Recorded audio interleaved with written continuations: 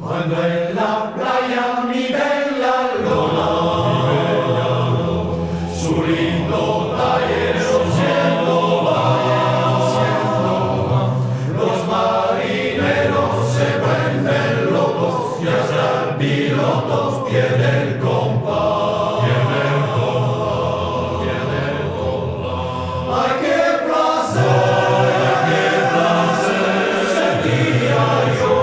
sentía yo cuando en la playa sacó el pañuelo, me saludó, pero después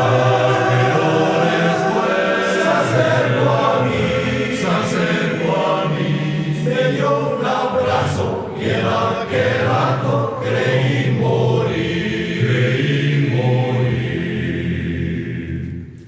La cubanita lloraba triste al verse sola y y el marinero la consolaba. No llores, Lola, no te has de ahogar, ¡ay, qué placer sentía yo cuando en la playa sacó el pañuelo, me saludó, pero después